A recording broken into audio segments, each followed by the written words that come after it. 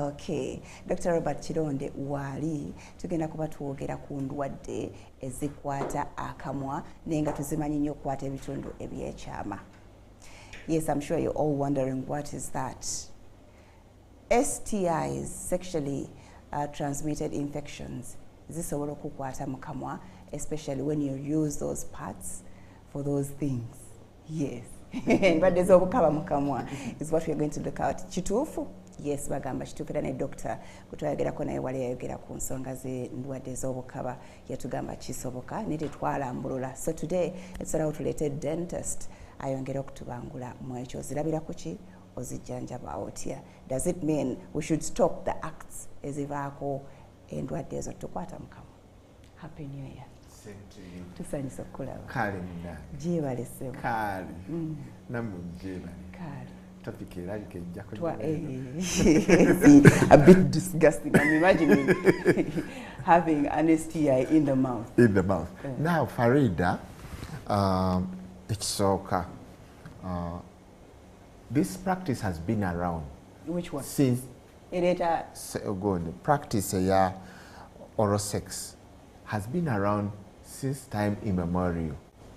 The Egyptians, all Abantu Misiri have practiced it. Abayonani or the Greek have practiced it. The Indians have, and particularly the Indians have written waliwo muwandiisi bamuyita Kama Sutra. Kama Sutra yawandika ku oral sex. Yawandika ku oral sex, and the truth is oral sex can bring a closeness to somebody, and it can lighten up a relationship. But nevertheless, it also has problems. Let me talk about my personal experience. Farida, ndali gubajiri paka 23. Gubajiri paka 23. Now, excitement. Nesaga kana kawala. Nkakasta nekasoka kanise lwashe wanonya yofala muno atenda banya pala ayizo ku floweriga so kasita kanone kanise ebintu ekomala kundise ebintu nebinyumira. Then after some time she tried oral. Wangi. It was Salamu alaikum. Wa alaikum salam. So Farida, I want to be honest. I mean to be N'olwala. N'olwala. Salwala ndio yanyumira. Ngate ngomusawo. Ngate ngomusawo.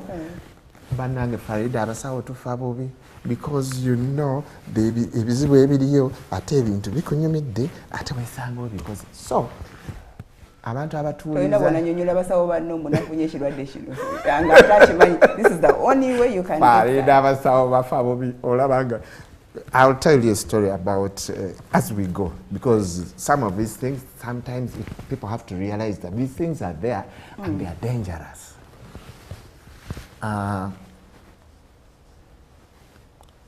After some time I got somebody else. Tukyali ku excitement akatu nakalabanga kali akashi byennakola oli byeyajigiriza. So after having it nefuna after around 3 to 5 days nga mpulira palate ezimbye. It's rubbery. Because palate yeri ekyo waggulu. Kineha. Then Farida nagenda okulaba ntandise okufuna that kind of? No. Down in the penis ntandise okufuna that nice itchy feeling. Is it nice? It begins with nice. Then eventually I get a burning pain. In the lips or downstairs? Burning pain downstairs, and eventually I get a sore throat. Reddishness. Njogera sina bulungi. Yomanya lubadde tewamanya lubadde kati nze ng'omusawo medical school bakikusomesa nze kati ng'omusawo ntandise okumanya nti oba nafunye gonorrhea gutandise guluma yaguza enjogera etandikiriza netandika okukibalabalamu nzira atya mu ddwaliro era atya mu ddwaliro because mu ddwaliro abasawo basooka bakutegeera musajja muyambye kati Farida one of the diseases that travel in oral sex is gonorrhea. Atalwalira ddala abantu balwalira ddala gonorrhea mukamwa and incubation period is 1 to 14 days depending on the person and you get a sore throat, you get kujirako n'obubwabwa. Yes, you get a sore throat, bumpy there. Kibuno kiba kikola kita kiba kifiringa rubbery and rubbery. Kiboota. I wouldn't call it kiboota. Kibanga ekizimbe ekyo kwegamba owulira ekibuno si kikyo. Now, if you don't rush to a musawo, chances of getting other infections are there. Two, the mouth is a very dirty region. Even without gonorrhea and all that, it is the dirtiest part of our body. Trust yes. me, it is dirtier than downstairs. More than downstairs? Yes, because every time mubamu emmere, mubamu chi. So bw'ofuna infection mu kamwa, chance okufuna ebirala spiringa nene. I am lucky that I'm the musawo. I'm lucky nti ndi musawo nejjanjaba. Wakimanyirawo. Ate some of these diseases kasitejja mu kamwa. Ngeri human papilloma ojjagiraba otandika ate gwe ogitambuza.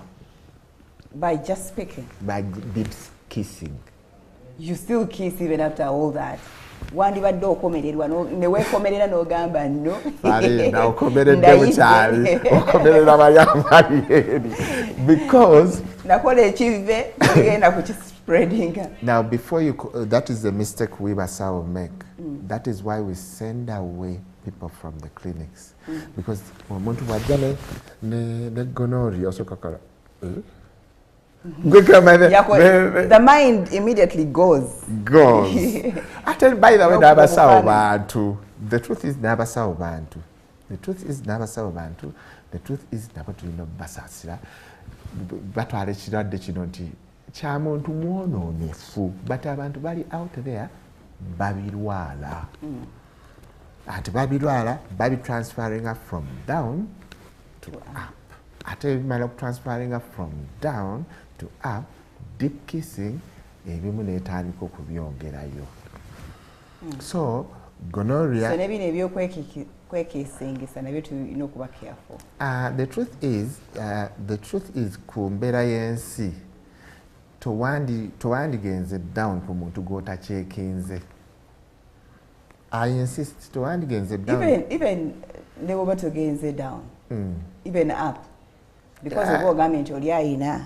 Yes. No with every new relationship, please try to, I will insist from here, with every new relationship, try to test as much as you can. And more especially because some of these things affect the children.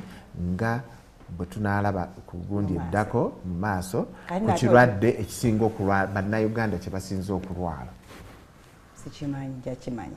But what checking, we usually check. Yes. Simanyi oba test ya downstairs era yekola ne upstairs. Yes, upstairs bakola swab.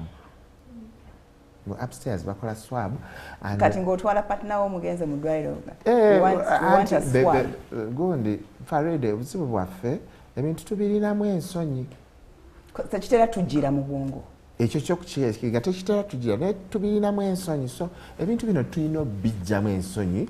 Gamba muno nti omanyi your sex your new partner kyangu nnyo okuba ng'olina ebirwadde ebirala. Please let's go for a check up. It's not only about HIV, but let's check also bacterial infections from that we expect from oral sex.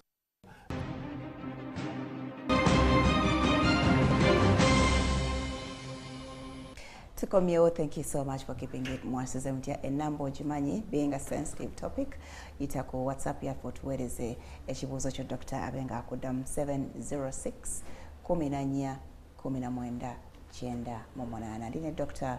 Robert Kironde nga yakuguuka mu byamannyo oba hygiene ey'omukamwa. Twogera STIs, oral STIs, obulwadde obw'ekikaba obukwata mu kamwa.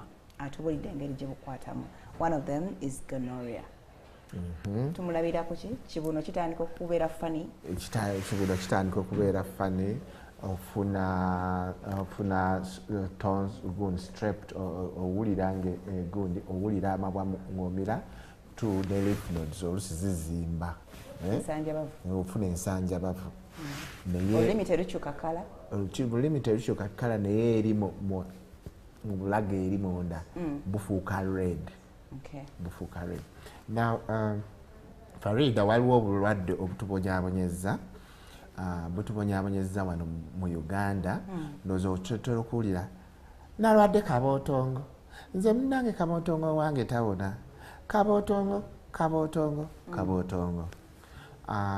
Farida, nga sinnabagenda more into the details of kabootongo. Kabootongo gundi kabootongo atwala 5 days, 5 days to 20 years. Abantu abamu within 5 to 10 days, to 14 days abatandise okulaga. Now abalala it may take up to 20 years. Nga tanneeyoleka naye nga bamufuna. Another interesting thing about syphilis or kabootongo. Kabootongo oyo oluusi bwe bakujjanjaba omubiri gusigala gulaga nti gulina kabootongo. Kati owonye. Kati kyova olaba abantu batta bannaabwe eddagala especially mu clinics ezo entonotono nga buli lwagenda bakebera kabootongo oli n'asigala nga bamupiika eddagala erya kabootongo. Yes, tests ziraga nti olina kabootongo naye nga actually wawona. Kati ki ekiba kinnuma? Kati let me give you a typical example. Nina mukwano gwange anyamba nnyo ku ddiini, seeka wange. Omanyi balirabe na wangamba wasiramu kati nvudde nkuwa salaamu nga ng'ontabuseeko. Yes. Farida, omusajja wattu bamutwala bamujjanjaba kabootongo for 2 years. Kabootongo for 2 years. Bamuwa eddagala musajja getting a sicker until I told him, no, seeka wange situka tugende ku Kampala hospital. Ne mutwale wa dokita wange, Dr. Lutaya, nangamba Robert, munno si kabootongo. He's just stressed. Namwayo obukerenda butini. And the man got okay. Bannange abasawo mulekerawo okutreatinga bannamwe kabootongo. No treatinga kabootongo for years. That waliwo okutreatinga leero, we treatinga we katwaleta partner wo. But you keep reinfecting yourself. Gwe ng'omusawo lwaki totumya partner? Bw'oba olabye kabootongo agaanye okuna, gwe ng'omusawo lwaki totumya partner? But n'abatuwuliza mulina okukimanya nti syphilis, omuntu bw'abeera ne syphilis oba kabootongo, asobola okusigala ng'ashowinga positive naye ng'awonye. Kabootongo osobola okumufuna wansi, by'ebimu ku by'osobola okufuna wansi. Ne waggulu ajjayo. Kabootongo manifesting with a chanka. Naye alimu stages. Chanka ki kyakulya? Chanka kabeera kabwa. Kabeera kabwa. Kuno ku lips. Ku lips or tongue. Kasooka kajjanga bump. Ga bump oba kagundi. Obuno obutukwata bwe tuyita obw'omusujja, omusujja gufulumye. Tuli herpes simplex oba ngemba akabala munda bw'ofuna akabala munda nekaabika nekafuuka ka ulcer nekafuuka ka ulcer nekagenda nga kazima kayinza okulaga wano kayinza okulaga ku lulimi naye chunk eyo is one of the typical good characteristics of syphilis mu muntu ate mu mwana omuto osobola okufuna olubuto ne syphilis n'omugabira omwana amanifestinga atya afuna kashapo w'abantu boolaba nga balina chisel shape teeth kakanayo akawana kana ka centre kabeera sharp bwe kati nga vampire oba nga isikabootongo nga bamuzadde naye oba nga maama yafuna olubuto ne kabootongo kati omwana apayo nga amannyo liba limu oba kaba kamu buno obubiri omwana agenda okufuna adult teeth nga kali bwe kati kali v nga kizo so buli alina kakannyo abeera n'egondi gye yafuna mu lubuto nga yagifuna kujja ku maama we so kyekibi kye nagambye Farida nti ensi eno bweri bwe tusanga abantu bangi abantu kati musajja wattu Fala ya meetinga star musajja wattu Fala ya meetinga star namubangula meeting abantu bangi who have had a lot of sexual gundi. It is better to not only to check for HIV kyatuyingira mu bwongo naye omuntu mukebere ebirala byonna kubanga bikulu.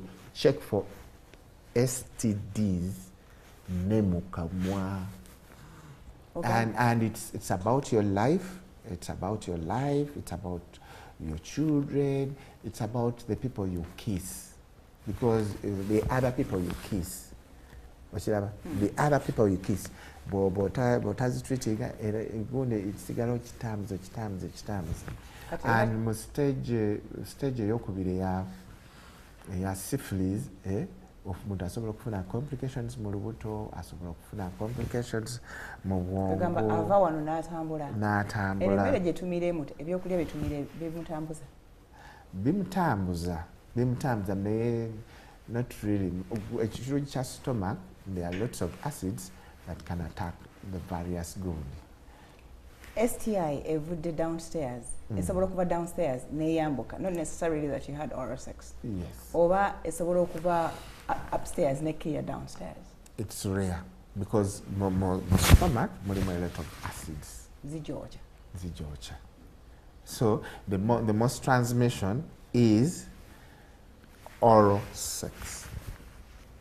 Oral sex, and the truth is, people are out there. That is why we are talking about it. People out there, very big number of people out there are doing it, but they don't want to talk about it, and they lie themselves that they don't do it. But Farida, I am sure 99% of the people, except even those ones in village, do it. So nange ndimu abo ba 90 simanyi Farida simanyi kuseti fena otugasewa kubuza Farida simanyi katiga walu badde nzija, and somebody told me, how can you talk about oral sex on a TV show? So people change. People change when they sit on TV shows. I don't know if you are one of those who change. So we have to talk about these things. If it is a common problem, yes. It is, syphilis is a very common problem. Through that, yes. Why not talk about it? It can be got from down. Actually, half the number of people who do it. What you an infection yes. Through that. Yes. Farida bw'olaba muntu with genital warts. Ngamba basajja bw'olaba muntu with genital warts. Obusundo downstairs. Oba obusundo mu kamwa. It is another. Obusundo mu kamwa bukwata side. lulimi busobola okukwata eri emabega busobola okugenda ate omumiro obusundo bwagala nnyo mu mmiro eyo munda mu kamwa. It is also another sign nti omuntu afunye STI. Oral STI. Obusundo nsobola obulengera when I open wide? Yes. Ate omuntu bw'oba obufunye you get a problem with swallowing. You get a problem with swallowing. Oyinza okufuna ne other signs like fever, chills, fever, okukankana, headache. Nezifuna warts. It's a sign of chlamydia. It's an STI. Ofuna shivers. Bukumalako emirembe era ne stage eyokubiri ya syphilis naye ereeta ebintu ebifaanana ng'ebyo naye yo gundi tezibeeramu warts oba ensundo tezibaamu ofuna chills, sore throat, fevers, headaches okiraba. So some of gundi ebyo infections ezivudde wansi zisobola okudda waggulu ate nezaffecting. Kyenjagala olutandika oba we're having oral sex, one of the most important things is if you start feeling something funny,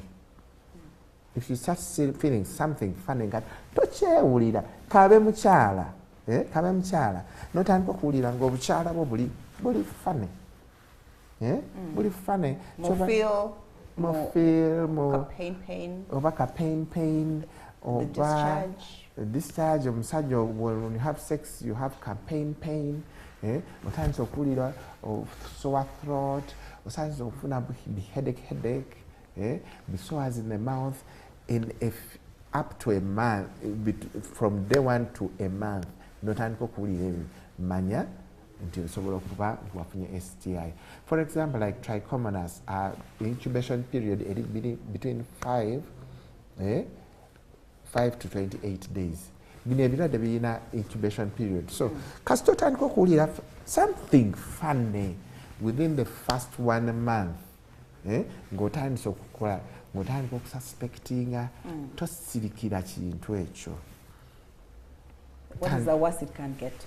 What it can get to while your human papilloma virus. Human papilloma virus cancer yes. cervix. Osobola ogikola ki? Ayinza okulekerera okukwata cervix negyekwata osobola ogijjayo wansi n'ogireeta mu kamwa. Human papilloma virus esobola okuleeta cancerous. Advantage ya human papilloma virus nti abantu abasinga they heal 90% heal naturally.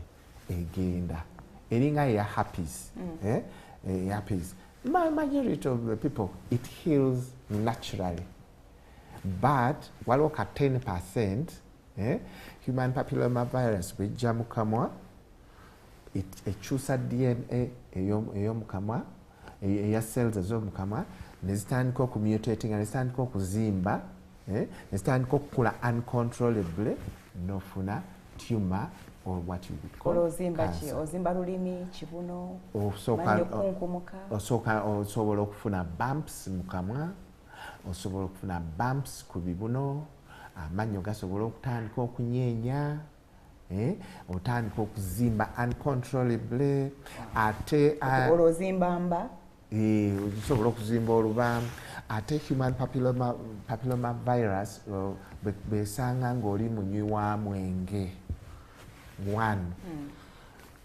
okuzeemu mu myaka 2 it affects more males than females.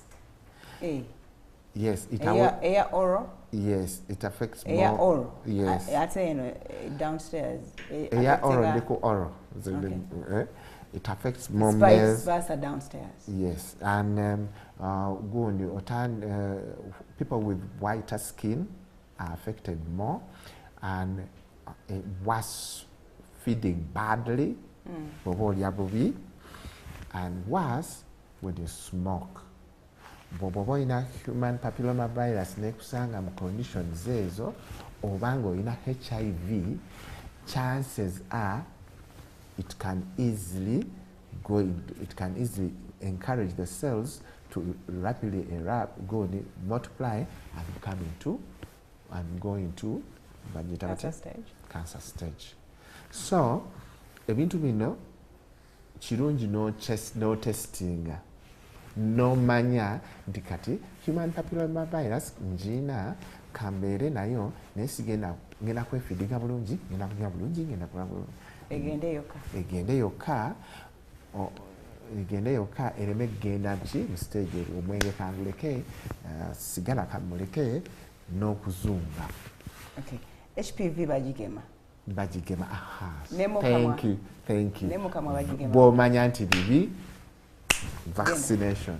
Tulaba bagiwa abaana abato abatanatandika naawe omukulu. Kati nze nakawa I can walk into a hospital and I want an HPV for the mouth. HPV ejja kukola buli kimu. Not only the mouth but everywhere. So test. Don't only test HIV, don't go for other tests, because most of us, and I encourage you go into these institutions, batugamba bw'otaleeta HIV tests tetubagatta. So I think these institutions should also go into that issue. Nti omuntu bamutestinga kino nakino, because omuntu bafuna kino nakiri, ate kyakwambisa HIV. And please trust me, nze kino kyogedde nga nsaaga nti when I tried it, it was omuntu bw'asanga star in life. Some of them continue. Waliwo towulidde agambye mbu alina abakyala basatu. Omutegedde? Waliwo n'abomunaana. Kati aba ayasanga kasita mu bulamu bwe. Akugambye basatu abali official. Alina star gwe yasanga mu bulamu bwe. Ye mwennyini ye star. Simanyi naye nze kankubulire nze kyendowooza. Ayinza okuba yasanga star mu bulamu bwe bwasigala anoonya. Anzi kati naddala nga gwe scenario yo ye take off no kumaintaininga si kumaintaininga osigala onoonya akuwa kiri kye baakuwa the first experience. Yes, kyobola abaakulira mu bikomera mama atwalaba, because babakozize in a certain way, then you go into a world, you find a different world.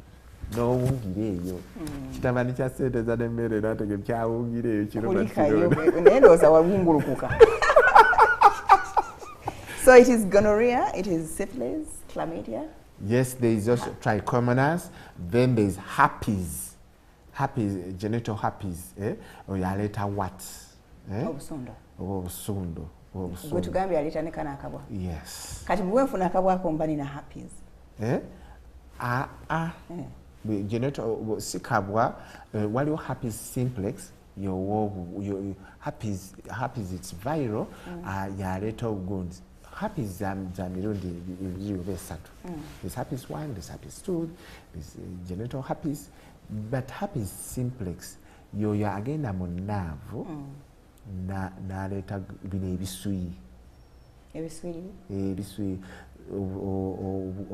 okufuna obusundo ne butandika okwabika buli lwolwala omusujja ne bijja. Oyo omuntu aba yabufuna nga abamu babufuna nga bato oluusi buva eri wansi. Ne genital herpes yo yaleeta warts. Waliwo abantu ababeera nga tebaggwako bubwaba bwano ng'oluusi babeera ne ka liquid kind of kalina. Kati oyagala oyawule nga ku nsonda zombi manifestations of HIV oyawule ne genital herpes. Genital herpes kajjanga akasububanga obusundo si busundo bubanga abubalabe nga bungi then ne bwabika ne bufuuka ebbwa. Then oral manifestations of HIV oyatika bw'atisibwa. Ensonda zino. Ebyo bintu birala nnyo. Ate omuntu oyo alina manifestations. Ate gwe baba boy tolina kugendera ddala wansi eyo because it is through the cuts and the bruises. The cuts and the bruises that can transfer those diseases much more. Waliwo n'abalala like there's a journal. This one I read it in a journal, biomedical journal. There's a lady who was Banabetunda. She was having a lot of oral sex with men and nafuna ebiwundu. Waggulu ku kibuno. Bannange mwabasajja bwe muba ku bannammwe ate teruba lutalo. Ate yo siwa protection. Tugende natusooke natuwummulemu. Yes, where is the kibuuzo kyange oyita ku 706-14-1998. Dr. Jakuba atuddamu. Dr. Robert Kironde kwe tuyina. Mwasuze Mutya tukomawo. Okay, thank you so much to check Mwasuze. About that twogera Kironde ezekikabe tukwata mu kamwa. Please send in your messages. I'm very sure you have so many questions to ask. Omwana abuuza ekibuuzo ekikulu. Is omuntu waba alina oral STI net sharing a plate, can't it spread over to me? No. Sharing utensils, sharing plates, rarely do so. But deep cases. Because omukwano gutusumbuwa ne munange ne muwako. What is the difference between amala kigaya nacho because waliwo akisulunyeko alumyeko kati ngona alina herpes ndowooza kuyinza okugenderako obuntu nti obuvudde mu kawunduke naye omuntu bw'oba olabye munno ne herpes lwaki oba ogaanya emukwano nga naye bwewakola ebyambyone naye ate sigwe tewabiraba abasawo tufa bubi because omusawo oba weeraliikirira tiye abasawo bannange banangamba ki kyova olaba in such cases twejjanjabira waka. But the truth is tukkirize once done you live a life of looking for it to be done because sometimes it can be beautiful. Okay. Tubadde tugenda kwogera ku kyekirala tubadde human papilloma njagala kiddemu nti in 90% of the cases it goes away nga herpes wa genital era naye it goes away but naturally toba kujjanjabye but tekiraze nakulaga naye waliwo ka 10% akayinza okukola ki akayinza affecting your DNA netandika okugamba cells nti multiply olina okufuna cancer otandika okufuna red and yellow and white patches ezitali painful oyinza okufuna swellings oyinza okufuna pain in the ear oyinza okufuna headaches oyinza okufuna bumps. All those are signs and symptoms of somebody atandise okufuna cancer. Amanyo gayinza okunyeenya but nevertheless njagala Farida mukitegeere not really nti all cancers that happen in the mouth come from oral sex. Some people it's genetical. Some people is allergy eating badly and a lot of tobacco. Some people it is poor oral hygiene. Poor oral hygiene naye erwaza. More specifically ku muntu bw'aba akaddiye. Eno mu buto even age matters. Omuntu bw'aba akaddiye ng'alina poor oral hygiene you can set gundi cyclic gundi eyinza okuleeta cancer. So bajjajja bammwe ne bamama bammwe bwe mulanga bakutte nnyo ebimere ku mannyo please mubatwale mu malwaliro babanaazi ebyo ebimeremere ebyo waliwo omuntu gw'osanga nga every space mu kamwa ina emmere Because even poor oral hygiene can set up a stage for getting cancer. So, and more especially, bwaba genetically, katinga ewaffe, abajjajja bange bangi nnyo bafudde gundi, bagiyita bata prostate cancer. Era nange right now, I'm having a few problems with the prostate, so I might end up plucking it out. Okay. Kati nze bwe sikyogereko, abantu out there bajja kuguma nakyo, baleme kantu kajjako, and then they end up dying at an early stage. Trust me, after 50, oli mwangu wa kulwala cancer. Kikiri kye nkugambye age. Kati bw'okiteekamu poor oral hygiene, you're smoking, you're drinking, kyangu kyakufuna ki? Cancer. Ate leero bw'oba oli mukombi wa bakuli. Ekyo bakyogera batya mu Luganda? Kiri kye twasoose kyadde kimala. Kiriwa? Oral. Oral, okay.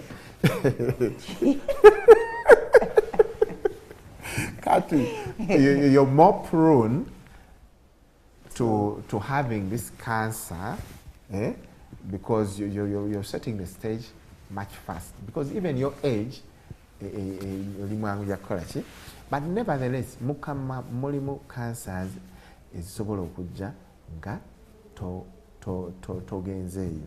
For example, last moleno bagiyita impaction. Impaction eyo bwe oluusi efuna kasaako ka cyst. Oluusi abamu agenda okutuuka mu ddwaliro ng'omusawo wagiramu cyst eyo. Cyst eyo etambula butambuzi. Okiwulidde? So bo mu America kaba kasawo eba nsawo ebeefominze munda mu mubiri gwo.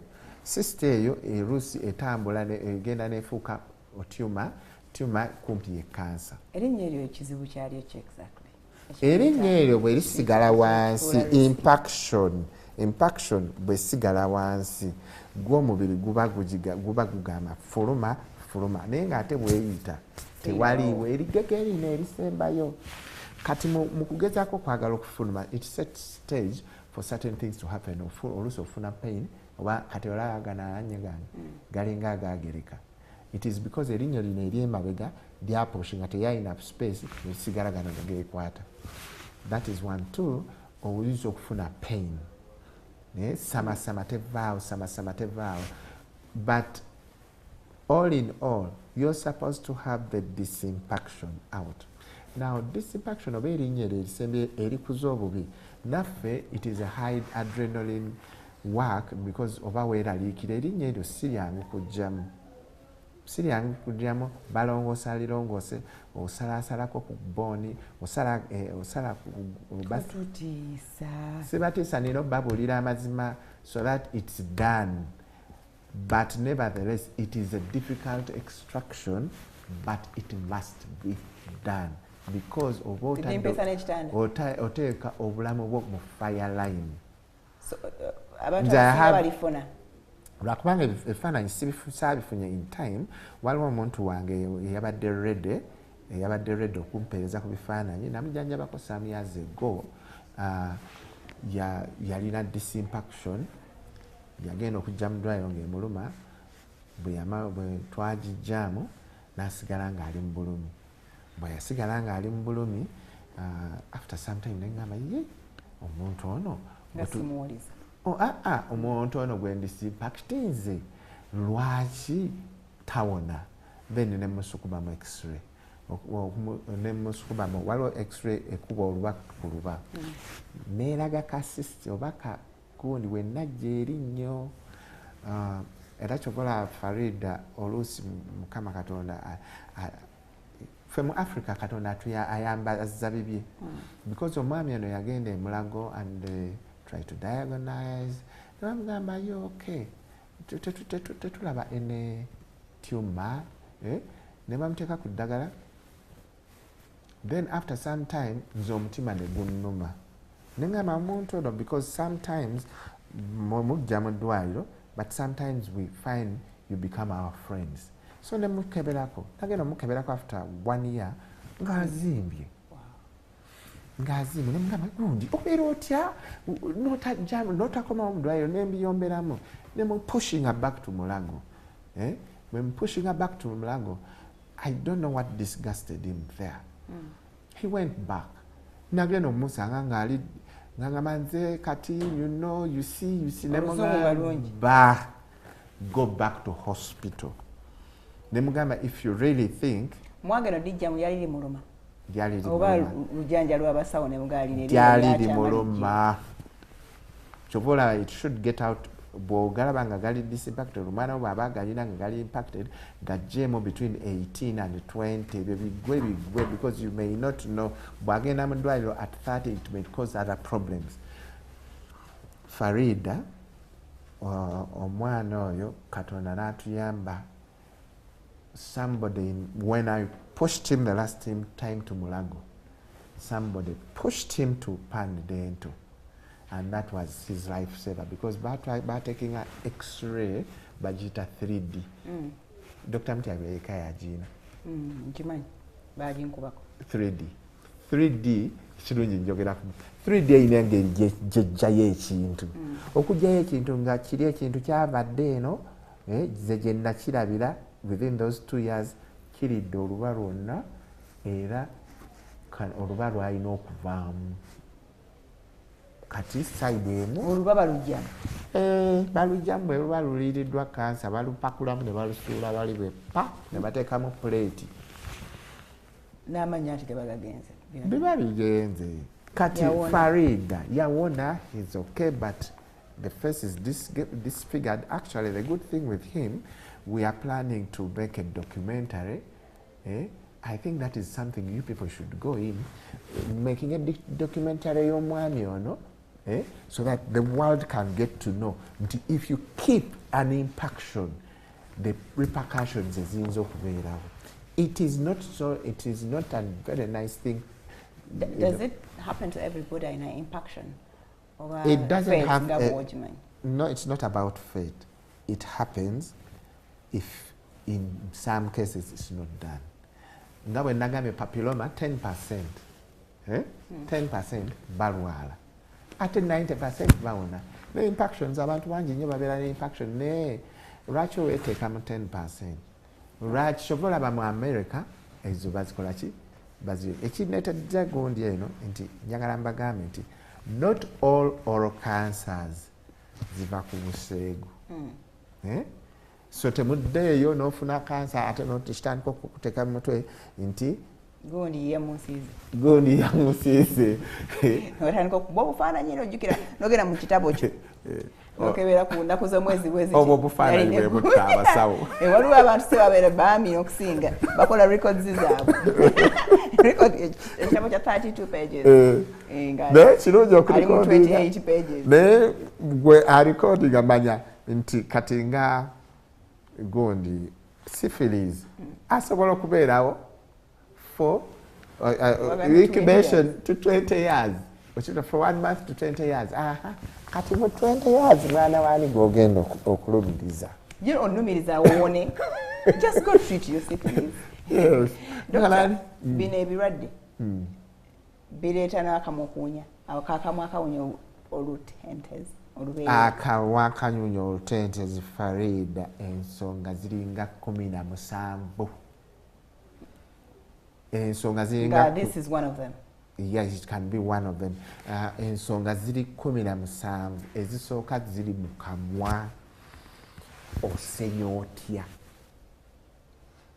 osenya ddi, okolokota ku olulimi engeri nga gye tulya nnyo emmere enenkalu eyisemu factory. Those heavy metals come into our body. The body excretes them on the tongue. Ng'olina scraping oluva mu buliri bw'oba toyagala kuwunya kamwa, scrape your tongue when you get out of bed because wagamba akasenya tekasaba bijjako kabijjako bubi. So ekijiko kino ekijiko kyaffe ekya bulijjo kwata ekijiko scraping your tongue because olya emigaati, olya keki, olya sumbusa byonna birimu heavy metals. They are passed through the factory. So if that is the food you eat, you should scrape your tongue when you have got out of bed. then you rinse your mouth, go and eat breakfast, then you brush your teeth. To Farida ebiwunyisa akamwa kaboole. Bannange bw'olaba omusaayi osonyinza oba owulira omusaayi mu kamwa, mind you nti munno gw'okiisinga tomuyisa bubi. Bulungi. Two, omuntu bw'oba olina feelings ezirimu amanya agalimu ebituli, emmere esinkengamu n'owa munno olusu. Bw'oba okutta ebimere ku mannyo, trust me, you're giving a horrible kiss. Tekikoma awo. Omuntu bw'aba alwadde sinuses, bw'oba olwadde sinuses, amazzi galegama mu mutwe mu sinuses ezo ne gafuna infections n'owa munno olusu olubi. Bw'oba olina tensors oluusi zibikka bwe ziti ne zikwata emmere. Kati oyo omuntu omanya otya nti owunya akamwa, buli lw'okeera ku makya n'okolola obuntu obuva eno mu munwa nga bukaluba buwunyeko.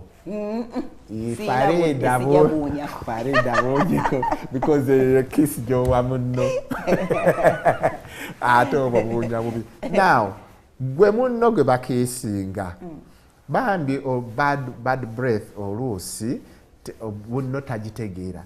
Bw'oba olaba munno omukisinga nga alinga puwa aba bebi biwa abato anti ani alinga gwe bw'oba okisinze munno n'owulira puwa bebi manya alina ekizibu mu bulago. Ayinza okuba ne Jacobs diverticulum oba ensawo mu bulago. Bw'aba awunya biwa abakulu manya nti olubuto luyinza okuba n'ekizibu, bad breath. Kati oluusi munno tutakitegeera, and the best thing you can do, it is you gwe bakeesinze n'awulira olusu. It only happens abantu ababeera ne bad breath asinga ku affecting ba partners, bali abalala be bamuwulira ye tamuwulira. That is the problem. Omunno bw'aba awunya amajijiji manya nti alina problem ne kidney. Manya munno alina, the body is talking and the body talks through bad breath. It does not necessarily mean it is about the mouth. Okay. Okitegedde? Obona wali kyewabutugamba amaji kati. Aha. Na munno bw'aba awunya fruity smell ng'awunya ekibala apple. Awunya apple ebivunze. Like ebivunze. Gutolinayo kalungi kakuvaamu. Awunya apple ayinza okukatika bw'oyagala okiwulira. Ayinza tomanya tolowooze nti akoze eki nti omumbuuze kati gundi weefuyidde obwowo. Bw'aba tabwefuyidde, okay, mugambe let's go and see a physician akebere ku liver. Ne fruits ebivunze bya liver. That fruity smell, no. Amaji kidney. Okiwulidde? Poo lubuto. Lubuto luchafu. You need to. Ne lungs beziba nga zine ekigundi. Nazo ziwa bad breath. Olubuto obeera weetaaga enema. Again, wa physician oyinza okuba olina ulcers, olina okuba waki.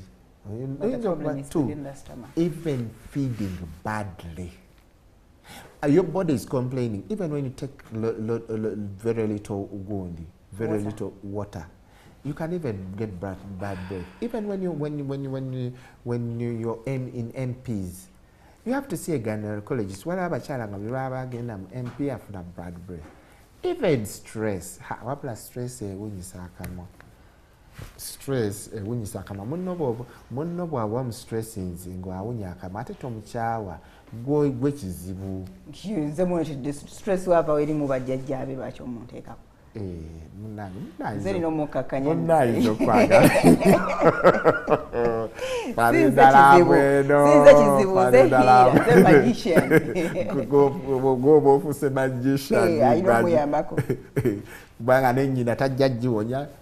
Bwe aba ali stressed ayagala Farida we ajja kuwunya akamwa, ate bw'anaawunya akamwa gwe Farida gw'ojja okugyawo stress oba omusawo. So ne stress ewunyisa akamwa. Now Farida njagala onootinge kino, stress mu bad breath mu baana abato. Bad breath mu baana abato is it's also a sign. Omwana oyinza okuba toye gy'ayagala ennyo yabuze. Omwana ayinza okubeera stressed but mutakimanya. Omwana naawunya akamwa. I've seen a kids come into the clinic, mama ngagamba omwana wange nga toyi. Ngachaze all of a sudden? Yes, ngachaze. Niwaba uno omwana nga ye kuva mu buto. Kuva mu buto. Kabadde kaina issues. Kaina issues nga kawunya. That means omwana in feeding issues zimu stressinga. Abazadde tu stressing abaana bano nga tetukimanyi. Abazadde tu stressing abaana nga tetukimanyi. So ng'omugamba oyagala omwana wo afaanane ng'abalala. N'omupiika. Now n'omupiika nga ye omwana emmere tajagala. Ate onaawunya akamwa ng'ali ku mabeere. Ng'ali ku mabeere. Exclusive. Ayinza okuba nga alina ne problem mu body nagambye gwe bw'olaba ng'omwana omufiidinga normally nga atandise okuwunya akamwa because of breast, sooka olabe ku oral hygiene. Omwana omulongoosa tunuulira ebbeere. N'ebbeere lino liisabo by'abaana oluusi bw'otalisiimuula. Olutaata taluli oluvunze duleeta food poisoning. Akaana ne kaba nga kaddukana kalina fevers era n'akakaana kajja kuwunya akamwa. Tunuulira akaana kaddukana olutenteze, trust me, ebyo bye bayita ebinnyo. So maama yiga one. Omwana bw'oba oliko exclusive breastfeeding, one, always clean your breast before breastfeeding the child. Two, learn how to use breast pads. Breast pads, breast pad olumaliza bw'oba ogenda okuyonsa omwana, change it. Yeba egendamu amata, change it amata galeme genda mu pad, mu bra. So buli lw'omala breastfeeding, change it, put in a new one. And whenever before you breastfeed, clean the breast. Some of those things zileeta infections ezistressing omwana. Ate jjukira omwana ye tasobola kwogera, ajja kuyonka buyonsi, especially omwana bw'atandika okuzira ebbeere. Trust me nti buli many times akola ki breastfeeding, bw'amala okubreastfeeding ebbeere limuyisa bubi. So ekyo kimuyisa obubi atandika okukirejectinga. So trying to look into personal hygiene. Okay. Isn't there a possibility nti omwana oba walina an STI or UTI or something, ebyo birwadde byetufunanga abantu abakulu nga tuli pregnant, nti nyezo kipasinga on ku mwana n'afuluma nga alina problem ya bad breath for a very long time? Anti kyenkugambye nti bad breath, the body is complaining. Now when you're treating, kati abatuuliza njagala kino mukitegeere bulungi, bad breath oluva mu kamwa, omubiri gwo guyomba nti nina oba gugamba gundi nina ekizibu. Now when you're handling bad breath, it is a journey. Tovanga wakanti ngenda kutreatinga bad breath ey'omwana wange eya mukyala wange eya gundi n'olowooza nti ngenda wantu, it is a one stop over. Nakugambe it has 17 or 18 results. So genda ew'omusawo w'amannyo because ye yatuukirwako akebere. Bw'amala okukebera akugambe nze nkoze kye nsobola. Bad breath eweddewo titeweddeyo. Ologenda ewa ENT. Omwana ayinza okuba yalwala gundi sinuses nga tezimuwunyisa akamwa. Omwana ayinza okuba adenoids nga tezimuwunyisa akamwa. Okiwulidde? Omwana ayinza okuba he is stressed. She is stressed. They hate the food. Oyinza okuba personal hygiene ey'ebbeere bringa in infections, omwana n'awunya akamwa. So okuwunya akamwa, it is a journey. Oyinza ending up ng'otandikidde wa dentist n'okamalira wa ENT oba gynecologist oba physician. So togenda togenda ew'omusawo wamu n'obumala mu supermarket n'ogula obusenya n'obumala mu market n'okyusa toothpaste n'ozimalayo n'ogenda mu basawo e Kampala n'obamalayo oli n'akunaaza amannyo n'oli n'akunaaza amannyo within waya abasawo bataano banaaza ggwa amannyo. It is not right because even if bakunaaza ennyo amannyo you get sensitivity. Farida, sensitivity overwashing can be painful. Tubula abantu abasinga bagamba nti nanaaza amannyo naye nafuna pain sometimes when you overdo it. So bad breath is a journey. Bamugumiikiriza omusawo no bwakugamba wuliriza omusawo kyagamba. Ate nsaba abasawo especially ab'amannyo, some of these people have been traumatized moving from clinics to clinics. Sometimes they end up hating us. Be among those ones who can say, I'm not going to clean your teeth. You don't need a cleaning. Cleaning mugikola ku bantu kikaki? Abantu abalina emmere ekutteko egaanye okuvaako. Waliwo abantu omuntu eyeetaaga cleaning y'atalina mannyo gatukula oba yaleeta omusaayi mu mannyo. Naye omuntu oyinza okumutuukako ali clean enough. Ng'ali clean enough. N'amannyo mayonjo tegaliiko mmere tegaliiko ki.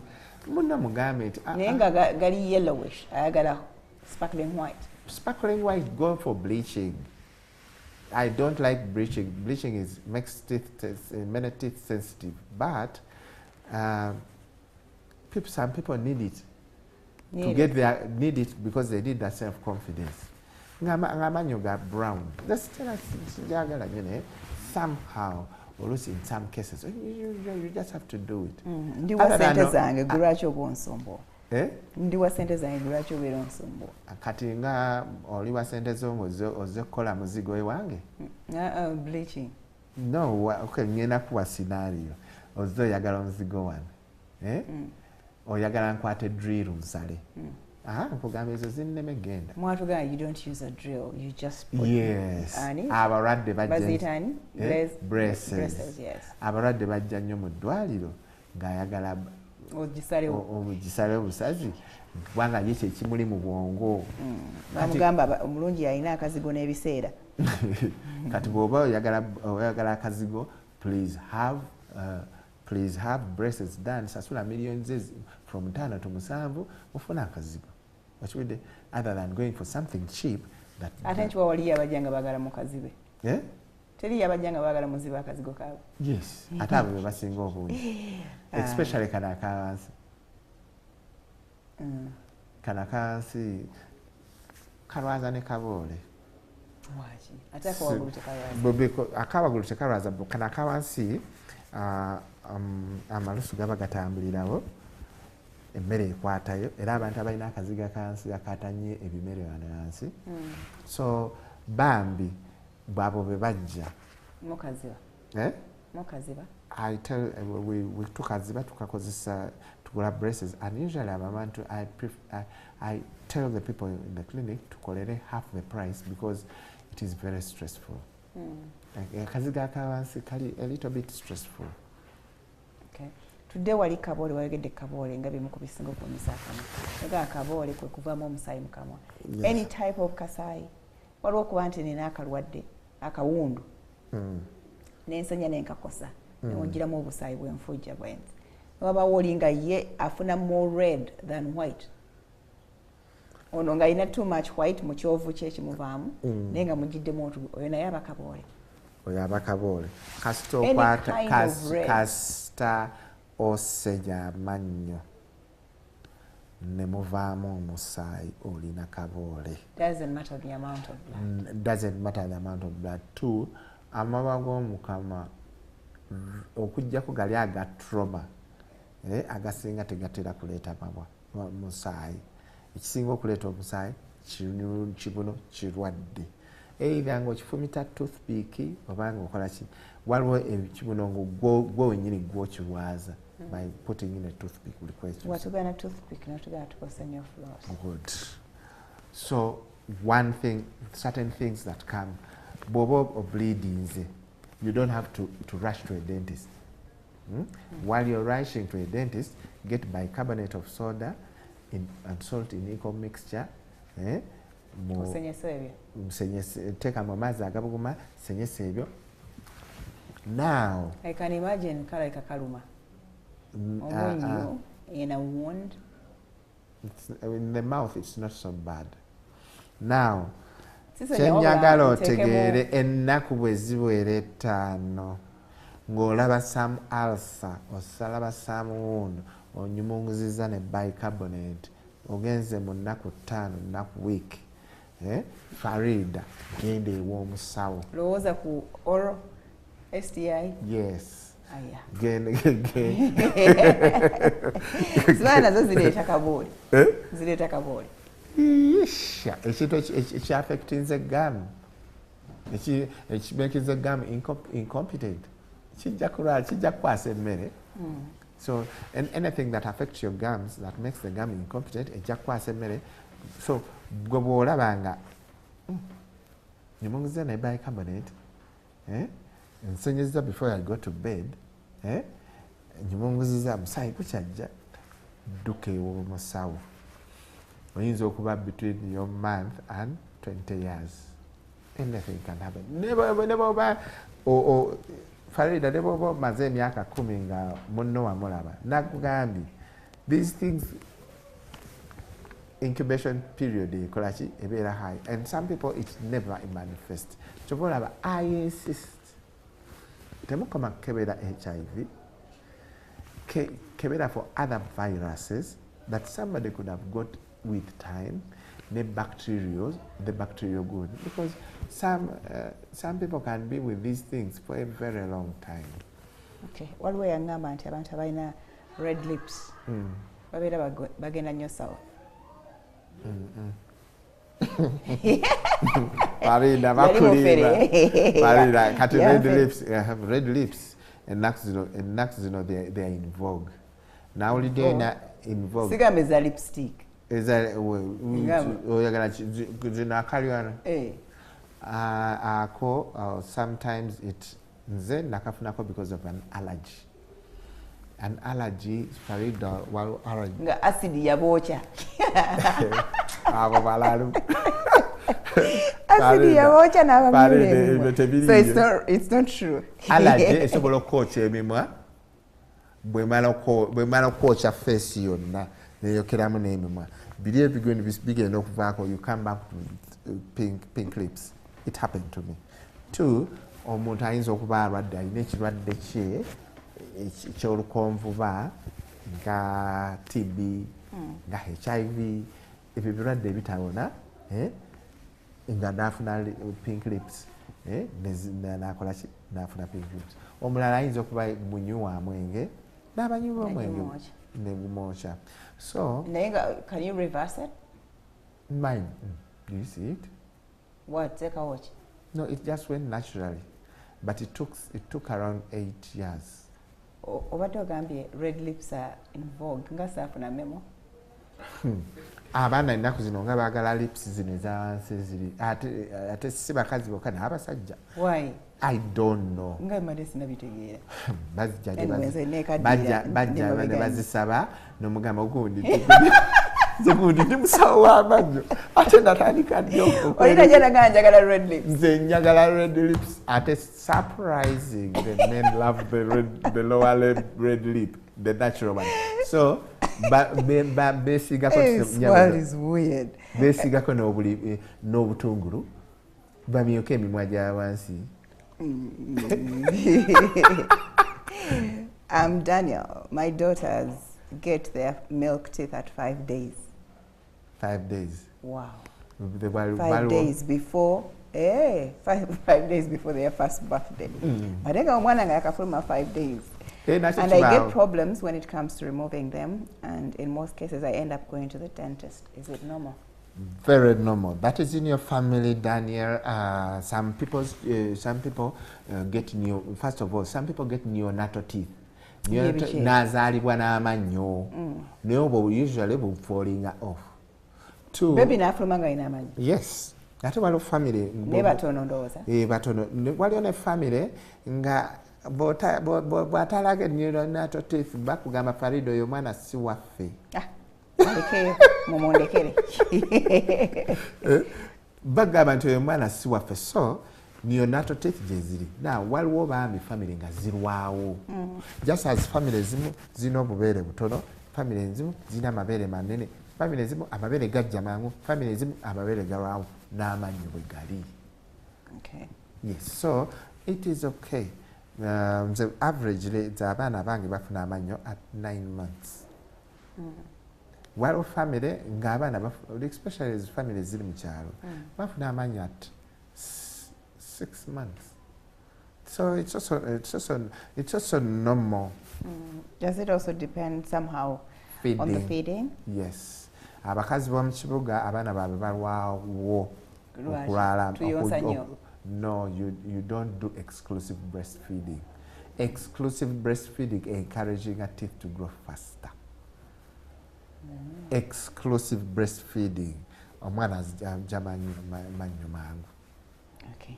So ona alwawo kati ona ku 11 months kwafunira. It could be genetical or it could be bamu introducing a mango to other foods. Good morning. I'd like to know if one can get affected downstairs when the bacteria comes from the mouth. Yes, because me, I don't kiss, but I have tried oral things for long. I would also wish to know if it's true that genital warts can disappear on their own if one is HIV negative. Yes, genital warts can go on their own, but sometimes they're surgically removed. So you should say, Omusawo, don't just think they will go alone. Genital warts can also be got in the mouth. Chobola wala ba muntu alina genital warts. Abalwanye lwali lwa mugaso kati kyeŋŋamba ate gwe tokkirirayo kubanga ogera otegeera watses nga wakkiridde ddala okozesa engalo zo naawe because what's start virus or bacteria causing a what the warts that when they come in at the back of your back of your mouth these are terrible and removing them is not these are big yes they can cause failure to breathe, failure to swallow. And we breathe from the nose. But the air nose you got airway nose you got an air somewhere. So you get problems. So you always use also your hands. Today I'd like to know if one can get affected downstairs, infected nose. When from the the bacteria mouth comes from the mouth. Yes, it does. Just as you can pick it from behind and you put it in. But it should be through another person. Sinti etambudde yoka wajifuna through downstairs. Neyambo koba through the tummy. Tesobola kuyita mu tummy. Tesobola kuyita. Only gets to you. Somebody must spread it. Somebody must spread it. Either you got it from the bathroom, toilet, street. But I've tried oral things. I don't kiss, but I've tried oral things. Okay. She doesn't kiss, but she has tried oral things. Does she go down or how can you not kiss?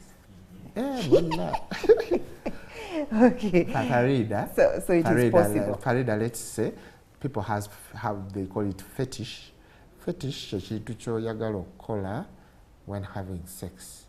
Abamu batuga bannaabwe, abamu bakuba bannaabwe empi, abamu naye eyinza okuba fetish. Mujja kweropa. Thanks for the share. Help me ask the doctor. I'm not married yet, but I got this one gentleman who visited me last year in August. We had oral things, though I didn't do it with him. He did it to me. He did it to me. Oh, okay. After 1 week, I got vaginal itches. When I told him about it, he abused me, saying he's always careful about his life. I didn't go for medication. The itching healed by itself. Could that be syphilis?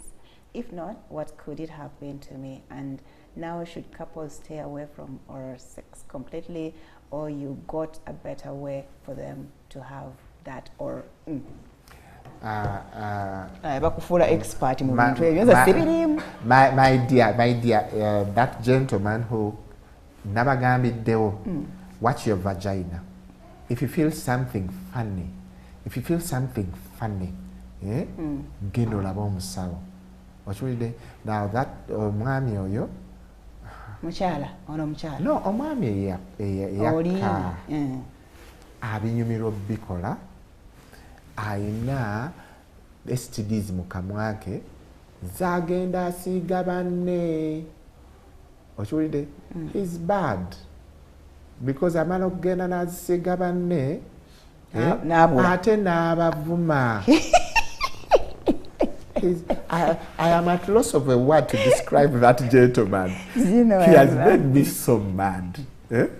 But is that how you get mad? Because you know, guilty ones are always afraid. Kakati obusungu nozabera asubira gye yagenze. Weno nsubira yesimu after 1 week.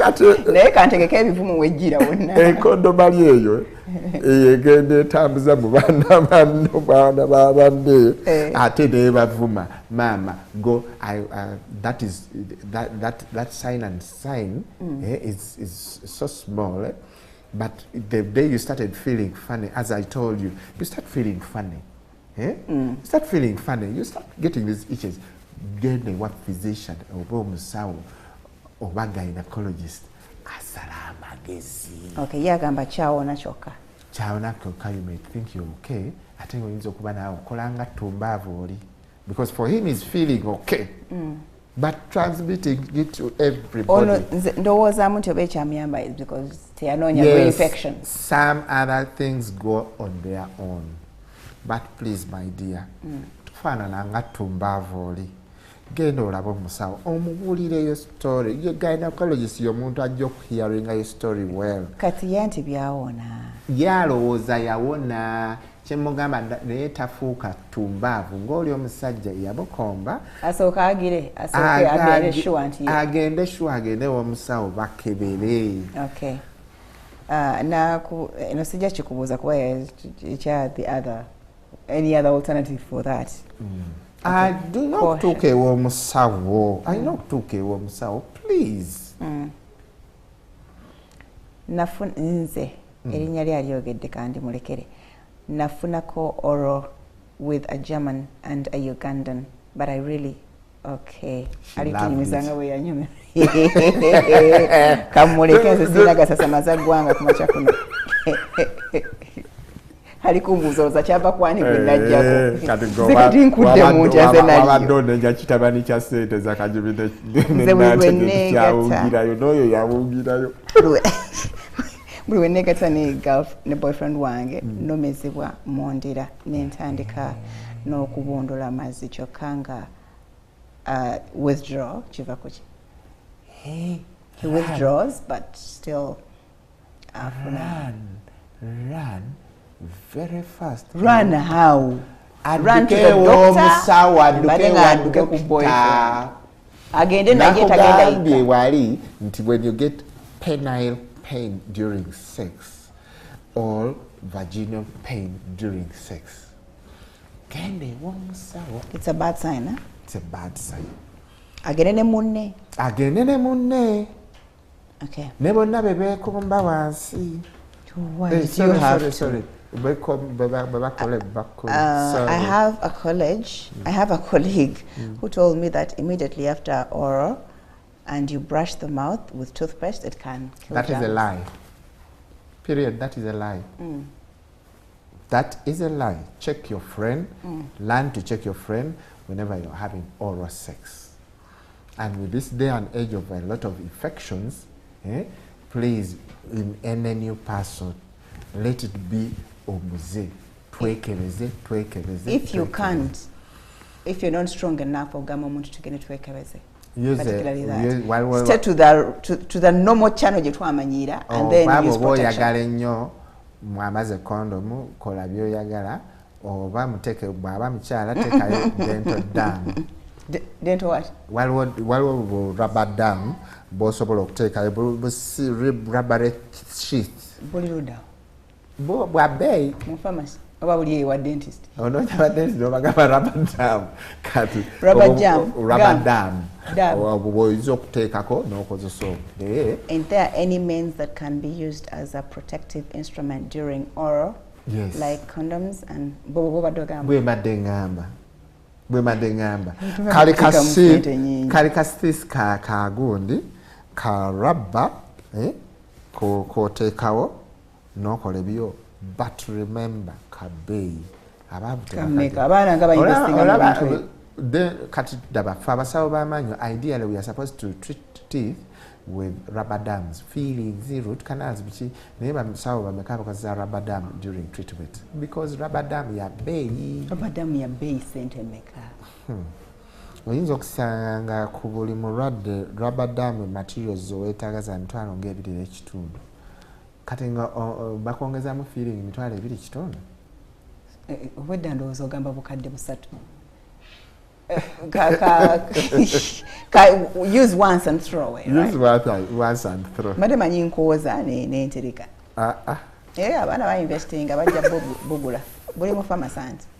No, you go to specialist places for dentists.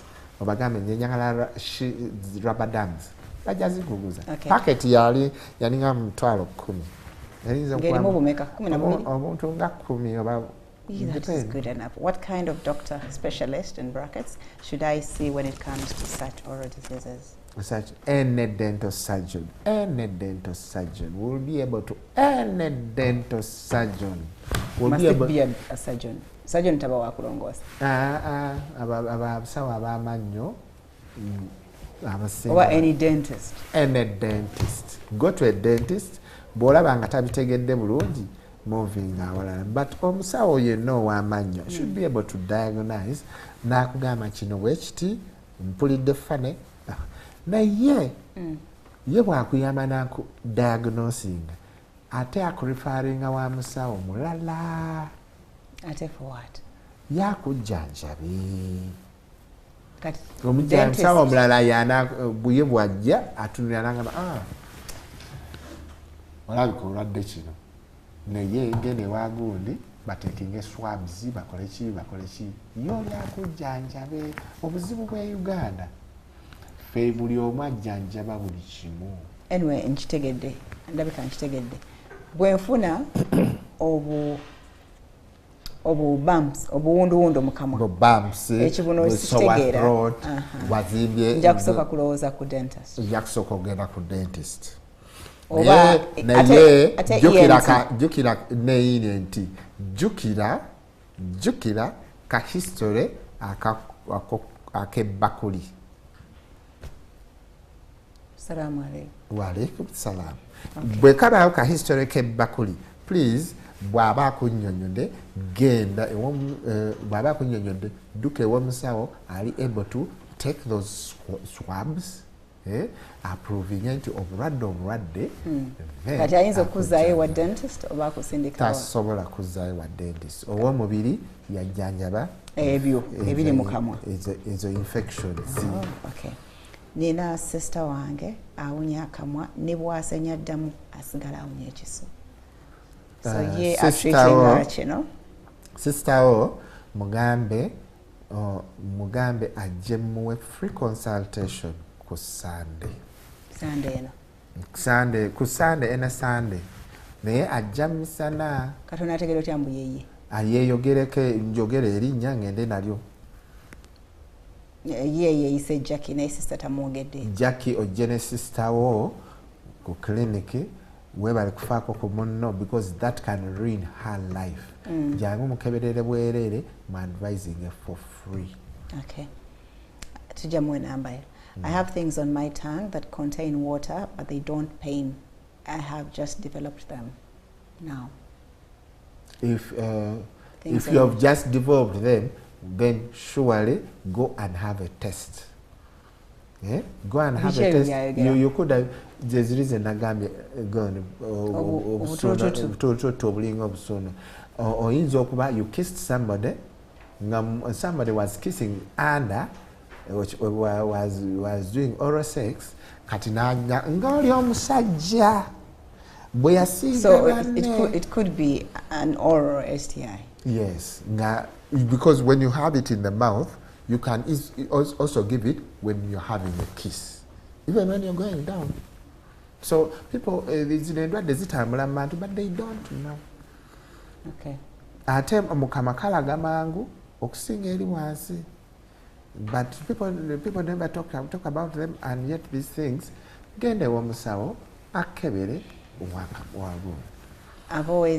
I always get sores in the throat. They heal even without treatment, but come back always. What could be the cause? Now, so as zomukama ziri za mirundi ebiri. So ejjamu no mukama bweti, they could be because bazita aphthous ulcers. Aphthous ulcers zijja because you're stressed. You're stressed. Now, ezo zigenda zokka. But also, so as ezeno, ate ziraga kirala. So, but then saba, oyo, agende ewabasawo bali abalala, ab'emibiri, amugambe nti I get sores in the throat. Oli agende akole necessary good. Okay. Oba ENT, by the way, tulina okuyiga okugenda where it good. Ne ENT asobola okukikuyamba, naye ate ekyo togenda wa musawo w'amannyo. Ogenda wa ENT nakebera, but most I will not rule out oral STI. So oral STI, bobo mani, you've done that. You've done that. Then and not uncofuna obubonero buli fane eddobozi lino lyogera kinene nnyo. Eddobozi as in voice? Yes, your voice can change. Because of an oral STI? Yes. Tell me about it. Your voice can change. Ne changing ira. Bwe mama denjogera kalobozi katono ne libeera deep. Libeera deep. Oba ne liva mu deep ne lifuuka akatono. Ne litandika okusaakaala. It's one of the netandika okusakala nga tekyali kifuba. You first wakirako. Change of voice is one of the most good that will show you that I have an STI. Nesoas mu bulago, having reddish thing going turning red. Should bochanka having the ulcers here that don't go away. They could show that your mountains okuba aina gone. Yafunye happy gone syphilis, happy is wano sui wano what's eri bolago banange what's togayalira what's bolago. Tesoba kwata ku lulimi zo. They can also be on ulimi. Togayalira what's mukamwa. And especially in a history go and have help. Okay. How much is it to clean teeth? Cleaning teeth, it depends on the clinic, it depends on how much that person, that dentist invests in cleaning your teeth and how much that person invests in protecting your life. It can range between 20,000 to 200,000. Fair averagely to call up 100. 20,000? Yes. 20,000, you know, just now, Isa. Yes, some clinics, you're cleaning. Some clinics go cleaning ya mitwalo ebiri. Naye ffe tuli mu level ya mitwalo 10. Naye ate waliwo n'ab'emitwalo 2. Okay. What is the side effect of sleeping with a denture that is not permanent? one of the side effects of sleeping in the denture that is not permanent ojja kuwunya akamwa. Omuntu yenna asula ne denture asula ne denture mu kamwa nga tagijjaamu alina okuwunya akamwa. So solution bw'oba ddala munno toyagala kumulaga nti olina denture, fuba okulaba nti ogisenya clean nga tonneebaka nayo. To gain of the permanent solutions to that to replacing teeth. If the denture enyangu y'okusulaasulamu nayo bagiyita flexible denture. It's much better than an acrylic denture because acrylic denture really toyina kusula. Okay. I would like to know what causes throat pain to the extent of getting pus. It has no sexual stuff included. It has no?